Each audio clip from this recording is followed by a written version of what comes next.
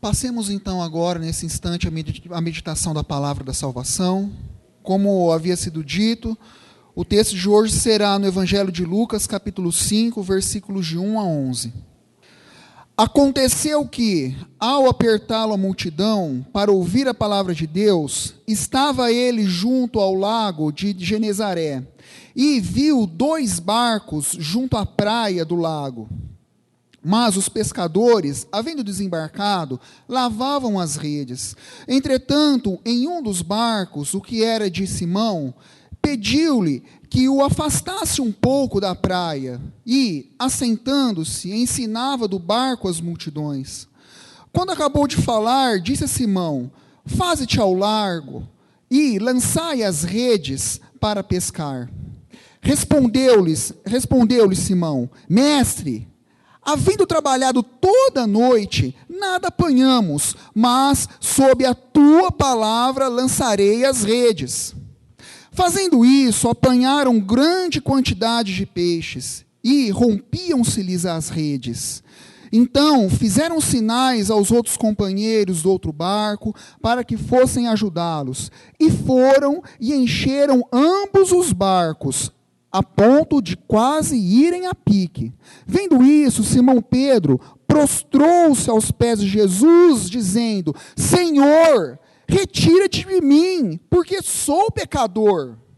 Pois, à vista da pesca que fizeram, a admiração se apoderou dele e de todos os seus companheiros, bem como de Tiago e João, filhos de Zebedeu, que eram seus sócios. Disse Jesus a Simão: não temas, doravante serás pescador de homens.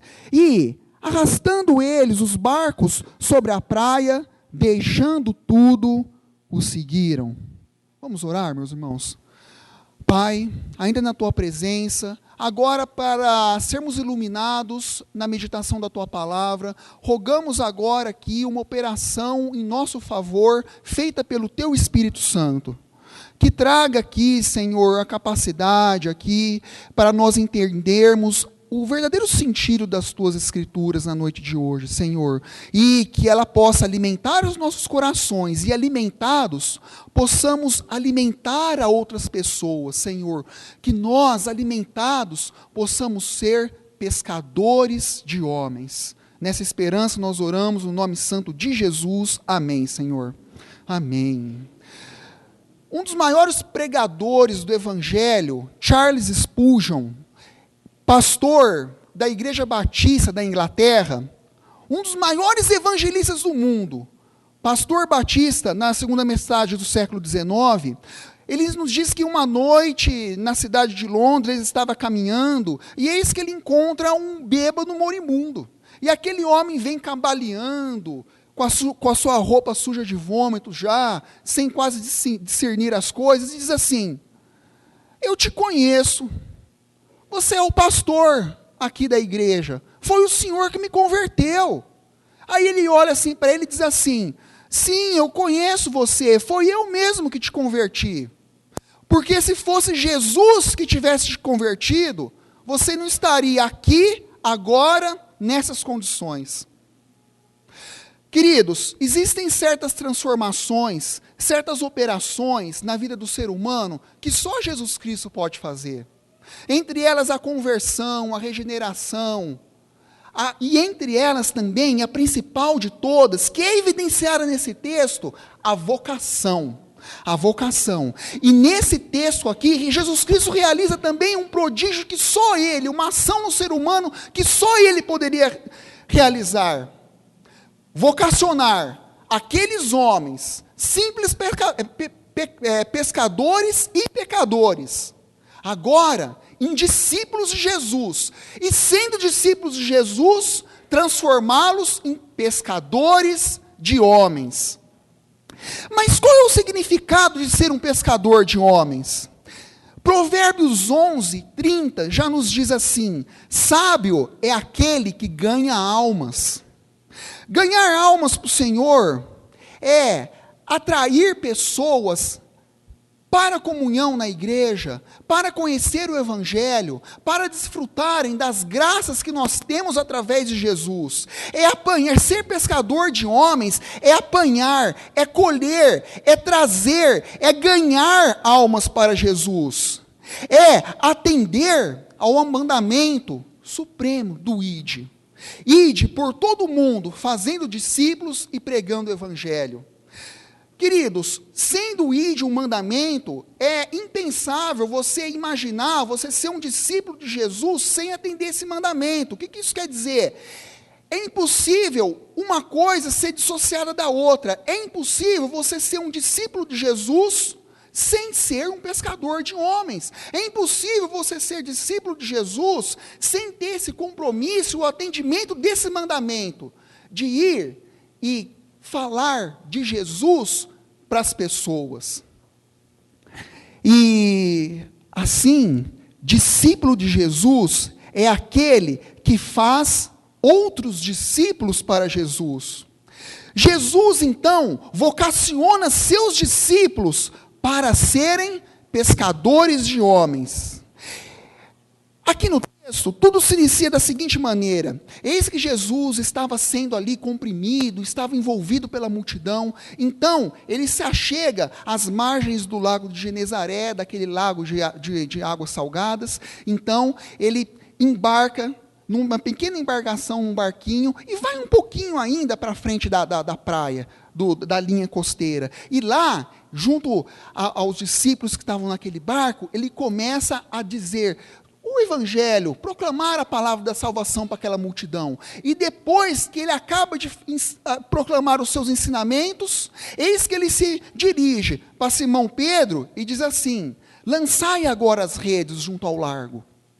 E Simão diz assim para Jesus: Senhor, nós havíamos pescado a noite toda e não apanhamos nada, mas sobre as tuas ordens nós lançaremos as redes. E assim se fez. Eles lançaram as redes sob a ordem de Jesus e tudo se transformou. Eis que o grande prodígio se manifestou. Aqueles homens quase tiveram seus barcos naufragados. Tamanha era a quantidade de peixe que eles conseguiram retirar das águas, a ponto daqueles barcos quase irem a pique e as redes se romperem. E aí eles fizeram sinais para as pessoas das outras embarcações virem e ajudarem na remoção e na captura daqueles peixes. Então, Simão Pedro olha para Jesus, se prostra diante dele, aos seus pés, e diz: Senhor, retira de mim, porque sou pecador. Queridos, Jesus Cristo vocaciona seus discípulos para serem pescadores de homens, dando-lhes a sua verdadeira identidade, mostrando para aqueles homens que vão ser vocacionados quem realmente eles são. E aquele homem, Simão Pedro, teve a oportunidade de realmente conhecer quem ele era. Outros personagens clássicos da Bíblia, diante da magnitude, diante da majestade de Deus, também reconheceram sua natureza pequenina e pecaminosa. Jó, no capítulo 42, versículos 5 e 6, diz assim: antes eu conheci o Senhor só de ouvir falar, mas agora os meus olhos te veem. Por isso eu me abomino e deito o meu rosto e meu corpo ao pó. O profeta Isaías, quando contemplou Deus Pai Todo-Poderoso no seu santo trono, em meio às nuvens, diz assim: ai de mim, porque tenho os lábios impuros, e agora eu vejo o Senhor. Nós, diante da maravilha de Deus, reconhecemos a nossa natureza pequenina e pecaminosa. Tem um amigo meu que é missionário lá no sertão pernambucano. E ele, conversando comigo, disse assim: Marcelo, você não imagina o tamanho que é o sertão brasileiro. Começa um pouquinho lá no norte de Minas, passa por todo o estado da Bahia, segue por Sergipe e assim por diante, quase até o norte do país. E ele me disse uma frase que eu achei muito interessante: Marcelo, o sertão brasileiro são tantos mundões que a gente nem sabe quantos são.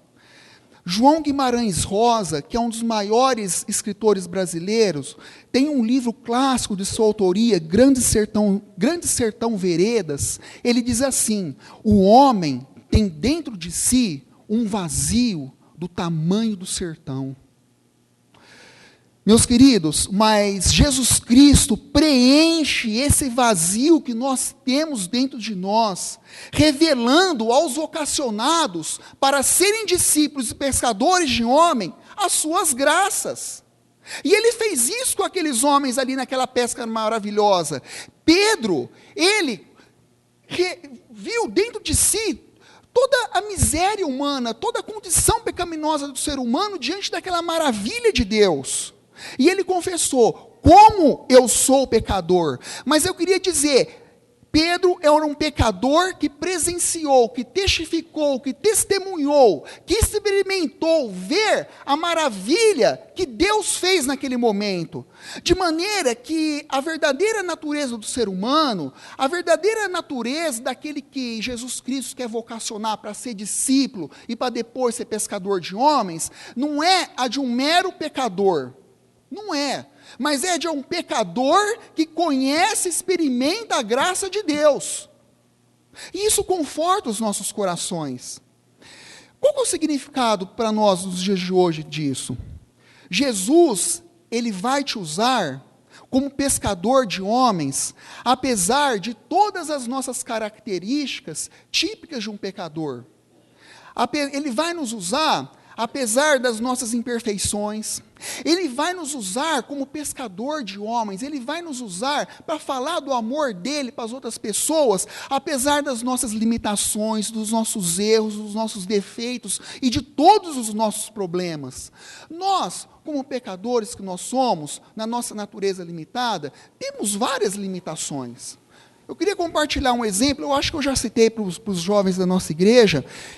O reverendo Osni Ferreira citou um relato muito interessante na revista missionária Portas Abertas, de alguns anos atrás. Eu gostaria de compartilhar com vocês.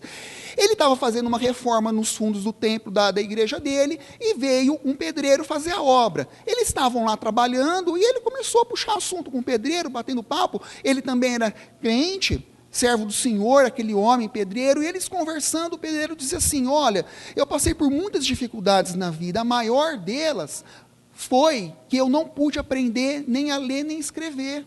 Eu sou um analfabeto, eu tenho sofrido muito com isso, mas Jesus Cristo tem feito maravilhas na minha vida através dessa limitação, através desse problema. Ué, mas aí o reverendo Osni Ferreira falou assim: ué, mas o que é isso? Que maluquice é essa? O que é que você está querendo? Está brincando comigo? Explica o que quer dizer isso.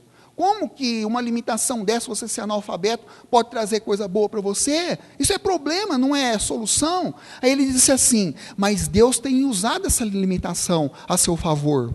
Eu, na minha profissão, eu convivo com muitas pessoas, e com pessoas dos mais diversos tipos. E quando eu encontro com ela nos pontos de ônibus, nas calçadas, nas ruas, nas praças públicas, eu venho com a minha Bíblia e digo assim: olha, eu não sei nem ler nem escrever. Eu estou querendo ouvir essa passagem, você pode ler essa passagem para mim, por favor? A pessoa lê o Evangelho, se sensibiliza, e muitas delas acabam se convertendo. E aquele homem, ao torno da sua vida, já levou mais de 150 pessoas para a igreja, através do exercício dessa limitação, usando essa limitação. Meus queridos, o significado disso para os nossos dias é o seguinte: Jesus Cristo vai te usar para ser um pescador de homens, para falar do amor de Jesus Cristo para as pessoas, apesar das suas limitações. Não se sinta que nem Pedro, ali constrangido: mas como eu vou exercer essa função maravilhosa que o Senhor quer me dar diante das minhas limitações? Deus vai te usar mesmo assim. Mas Jesus Cristo também vocaciona seus discípulos para ser pescadores de homens, mostrando-lhes o que Deus pode fazer. Aqui no versículo 9, nós vemos assim: pois, à vista da pesca que fizeram, a admiração se apoderou dele e de todos os seus companheiros. Assim como Jesus manifestou a sua ação poderosa a Simão Pedro e seus companheiros, Deus usa seus discípulos, nós, hoje, nos nossos dias, para manifestarem às pessoas que ainda não conhecem o amor de Jesus, sua ação poderosa. Existe um relato muito impressionante do maior expoente em missões hoje, da Igreja Presbiteriana no Brasil, reverendo Ronaldo Lindório, missionário reverendo Ronaldo Lindório. E ele disse assim, um relato muito impressionante, que ele foi fazer um trabalho missionário de plantação de igrejas no interior, no coração da África, junto à tribo idólatra, pagã, cheia de feitiçaria, a tribo dos Concombas. E lá ele estava lá, passou 6 meses em dificuldade ali. Primeiramente ele foi, não como um missionário propriamente dito, mas como um agricultor que era evangélico. E foi lá e começou a tentar descobrir algum método para tentar ganhar o coração daquelas pessoas. Era um povo envolvido com feitiçaria, com bruxaria, não tinha abertura para o evangelho, e ele passou 6 meses sem ainda ter nenhum convertido, chamar ninguém para sua casa para ouvir a palavra da salvação. E ele disse assim: Senhor, o Senhor precisa manifestar alguma obra grandiosa aqui, para que todas essas pessoas possam ver que o seu poder é muito maior do que o poder de qualquer pajé, de qualquer bruxo, qualquer feiticeiro aqui dessa tribo. E eis que um dia, dias depois que ele fez essa oração, uma mulher, uma mãe, junto com um menininho, chega na sua casa, depois de 3 dias andando quilômetros e quilômetros a pé, pelas savanas africanas, debaixo de uma temperatura absurda, chega perante ele, na casa dele, e ele estava lá na casa dele. De repente ele ouve um choro de criança, de bebezinho lá fora, e vai lá ver o que é. E ele olha no seu quintal, uma mãe, um menino, e nos braços do menino, folhas de bananeira, e dentro daquelas folhas de bananeira ecoava aquele choro de criança. Então aquela mãe e aquele menino mostram para o reverendo Ronaldo Lindório, aquela criança, desmancham as folhas de bananeira, desenlaçam-nas, e lá estava uma criança sofrendo de uma grave doença na pele, que transformava a pele toda em carne viva. E eles tinham procurado ajuda nos pajés, nos bruxos, nos feiticeiros, e nada havia acontecido. E ela falava assim: você que fala de um Deus que existe, que é poderoso, que é o único Deus vivo e verdadeiro, mostra o poder dele agora, o que você pode fazer por mim? Então ele pega aquela criança envolvida em folhas de bananeira e levanta para o céu com as suas mãos e fala assim: Senhor, essa é a hora de o Senhor manifestar o teu poder, para mostrar para esse povo quem é o Deus verdadeiro, que realmente importa e deve ser digno de ser louvado. Então ele pega, depois recolhe aquela criança e deixa na sua casa. E diz assim para aquela mulher: vocês ficam aqui até o final do dia. E aquele dia, até o pôr do sol, a pele daquela criança estava totalmente restaurada. Relato verdadeiro, dito pelo próprio reverendo Ronaldo Lindório. E depois, os bruxos e os feiticeiros todos se renderam ao nome de Jesus Cristo. E depois, a consequência do seu trabalho, ele conseguiu plantar, junto à tribo dos Concombas, mais de 14 igrejas presbiterianas. Um outro relato para os irmãos das ações maravilhosas que Jesus Cristo faz. No Egito, isso é um relato que eu ouvi lá na Igreja Presbiteriana Central de Ribeirão Preto, de onde eu vim. Tem um pastor que foi lá dar o relato para nós, que ele é filho da nossa igreja lá de Ribeirão Preto. Ele voltou para dar um relato missionário de uma estadia que ele fez durante 1 mês lá no Egito, na cidade do Cairo. Eu vou compartilhar com os irmãos também. Outro feito maravilhoso do Senhor. Ele estava na cidade do Cairo, conferindo um trabalho missionário que estava sendo realizado lá, e existiam brasileiros ali na cidade do Cairo, na periferia da cidade do Cairo. Existia lá um brasileiro que tinha uma grande área ali, um imóvel, e lá quadras de futebol, quadras de basquete, e lá eles proporcionavam recreação para todas as crianças, a população carente da periferia. E as pessoas começavam a ir para lá, praticavam esporte, comiam um lanche, depois ouviam o evangelho. E o trabalho estava crescendo e estava criando frutos. As autoridades, então, muçulmanas lá do Egito, da capital do Cairo, foram lá e disseram assim: não, esse trabalho vai acabar. Se fosse só recreação, tudo bem, mas vocês estão usando isso como pano de fundo para pregar o evangelho. Nós vamos desapropriar essa área aqui. Vocês vão sair da periferia e nós vamos te mandar lá para o meio do deserto. Eles desapropriaram o terreno na periferia do Cairo e mandaram aqueles homens para um lugar no deserto a 150 quilômetros da cidade do Cairo. No meio do deserto, árido, ali. Eles falaram assim, e com o dinheiro da desapropriação daquele imóvel, eles arrecadaram esse dinheiro e falaram assim, não, nós vamos construir aquele mesmo centro de recreação aqui no deserto, e clamaram para o Senhor a misericórdia do Senhor. E aí, eis o que aconteceu. Aquelas autoridades se viraram para eles e começaram a escarnear. Agora, para quem que vocês vão pregar o evangelho? Ali, para as areias do deserto, para os grãos da areia do deserto, debocharam dos missionários. No primeiro dia de construção, quando eles estavam perfurando as vigas da instalação, da construção, para fazerem as instalações da construção, eles perfuraram o chão com a sonda. A sonda foi perfurando. Metros para baixo, poucos instantes depois ela ter perfurado o solo, eis que acontece um milagre. Começa a brotar água do chão. No meio do deserto, começa a brotar litros e litros, e começa a jogar água.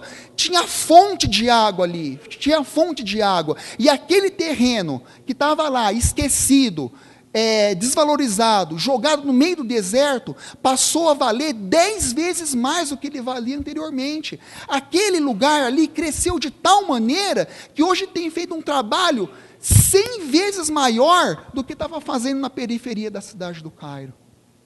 Meus irmãos, Deus tem feito ações maravilhosas, assim como Ele fez para aqueles discípulos, Ele tem feito nos dias de hoje, para evidenciar, através dos seus pescadores de homens, as maravilhas que Ele pode fazer em nossas vidas. Assim, o poder é de Deus, mas ele flui pelas ações dos seus pescadores de homens, para que através dessas maravilhas, outras pessoas creiam em Jesus. Qual o significado da pesca maravilhosa, dessa pesca cheia, daqueles barcos quase em ir a pique, naufragarem, virarem e ir para profundezas das águas, das redes quase se romperem, e eles pegarem tantos e tantos peixes, num lugar onde não existia nada? Qual o significado disso? É que Deus, eu disse isso hoje de manhã e vou repetir, Deus, Ele tem a promessa de nos dar vida em abundância, e esse relato aqui é confirmação dessa promessa. Lá em João 10:10, Jesus Cristo já diz, o inimigo vem para matar, roubar e destruir, mas eu venho para dar vida, e vida em abundância. E esse relato aqui da pesca maravilhosa é justamente isso. Deus vem para nos dar vida, e vida em abundância, onde há escassez de vida. O significado disso para nós é que nós, como pescadores de homens, nós anunciamos, nós fornecemos vida em abundância para as pessoas que vivem na escassez de amor, de alegria e de esperança. Mas Jesus Cristo também transforma discípulos em pescadores de homens, encorajando-os. Vamos lá no versículo 10 e 11. Bem como de Tiago e João, filhos de Zebedeu, que eram seus sócios, disse-lhes Jesus a Simão, não temas, doravante será pescador de homens. E, arrastando eles os barcos sobre a praia, deixando tudo, o seguiram. Queridos, no primeiro momento, o discípulo que vai ser vocacionado para ser pescador de homens, ele sabe quem ele é. Num segundo momento, ele sabe o que Deus pode fazer através dele. Quando ele sabe quem ele é e o que Deus faz através dele, só falta ele ser encorajado para ele ser um pescador de homens e seguir sua obra de evangelizar. E é isso que Jesus Cristo faz. Não temas, doravante será pescador de homens. Paulo passou por isso. Paulo, lá em Atos, versículo 23, tem um relato maravilhoso, que Paulo está em Jerusalém, preso, ele foi pregar o evangelho na cidade de Jerusalém, e as autoridades do Sinédrio mandaram prendê-lo. Lá ele foi açoitado, apanhou, estava sofrendo, jogado, esquecido, lá na cela, fria, escura, sofrendo de dores. temendo com o que aconteceria com ele dali para frente. O que vai ser de mim? Minha missão vai estar prejudicada. E eis que ele vislumbra ao seu lado a presença de Deus. E Deus diz assim, a presença de Jesus. E Jesus diz assim, não temas, tenha coragem. Do mesmo modo com que você me testemunhou aqui em Jerusalém, importa que você me testemunhe também lá em Roma. Então Paulo se sente fortalecido e segue sua viagem, sua missão. Se o discípulo não for encorajado, ele não se aperfeiçoará na arte de ser pescador de homens. A coragem, ela é fundamental para essa função, meus queridos, e ela vem aperfeiçoar o homem num desafio interno. Vocês se lembram, quando a gente tratou no primeiro ponto, que o homem, quando ele toma consciência da sua natureza pecaminosa, muitas vezes ele se constrange? Então Deus encoraja o homem diante do próprio homem, diante das suas próprias limitações, falando, não, você não é limitado, vai lá e faz sua missão de falar do meu amor para pessoas. E aí a pessoa acha assim, mas como? Minha timidez vai me impedir de estar falando. Tantos outros personagens da Bíblia, quando foram invocados, chamados pelo Senhor ali para estar trabalhando numa grande obra, também se sentiram tão limitados diante dos seus problemas e dos seus erros. Gideão foi assim. Quando o Senhor chamou aquele homem lá para salvar o povo do judeu das mãos dos midianitas, ele disse assim, Senhor, mas eu sou o menor da casa do meu pai, e a casa do meu pai é a mais pobre na tribo de Manassés. Jeremias também disse assim, Senhor, mas como que o Senhor quer que eu seja seu profeta, sendo que eu não passo de uma criança? Meus irmãos, não se constranja diante das suas limitações, Deus vai te encorajar nesse desafio interno. Mas também existe o desafio externo. Qual é? É os desafios de você estar falando do amor de Jesus para as pessoas no mundo lá fora, diante dos desafios dos homens, diante das barreiras que o mundo pode colocar para você. Quais são essas barreiras? A resistência dos homens, as perseguições, as censuras, os escárnios. Mas nesse desafio interno, Jesus também te encoraja para essa missão. Lembremos da palavra de Paulo a Timóteo, na segunda carta de Paulo a Timóteo, capítulo 1, versículo 7. Mas Deus não tem dado a vocês espírito de covardia, mas de poder, amor e moderação. Queridos, a missão de hoje que Deus tem aos nossos corações, através dessa palavra, é que nós sejamos mais ousados nessa nobre missão que Ele nos deu de sermos pescadores de homens. Como que nós temos pescado homens hoje em dia? Nós temos pescado homens para Jesus hoje? Se nós temos feito isso, como a gente tem pescado? Que métodos a gente tem pescado? A gente tem usado? A gente tem pescado homens para Jesus através de uma varinha de bambu, pequenininha ali, ou a gente tem usado redes? Se você tem usado redes, eu queria te dizer, quão longe você tem jogado essas redes? O desafio de Jesus aos nossos corações hoje é que nós lancemos nossas redes para águas mais distantes, para águas mais profundas, podendo trazer mais homens para Jesus Cristo. E eu termino essa meditação fazendo minha as palavras de Paulo lá em Romanos 10, 14. Como invocarão aquele a quem não creram? Como crerão naquele em quem não ouviram? Como ouvirão se não há quem pregue? E que Deus alimente nossos corações com essa esperança. Amém, irmãos? Faremos uma oração final e depois entoaremos o tríplice amém. Oremos mais uma vez, amada igreja. Senhor Deus Pai, Todo-Poderoso, ainda na Tua presença, rogamos aqui mais uma vez que o Senhor incline os Teus ouvidos para ouvir essa oração final, Senhor. Na certeza que sairemos daqui, Senhor, amparados pela Tua misericórdia, pela alegria que conquistamos aqui, não por mérito nosso, mas por operação exclusiva e soberana do Espírito Santo no culto dessa noite, Senhor. Pai, que nós possamos ser aperfeiçoados, não como meros discípulos, de braços cruzados, com os lábios cerrados, mas homens ousados, arrojados, corajosos, para proclamarem a palavra do Evangelho para as pessoas que ainda vivem na morte espiritual, para as pessoas que ainda vivem na escuridão da noite, da ignorância da palavra da salvação, Senhor.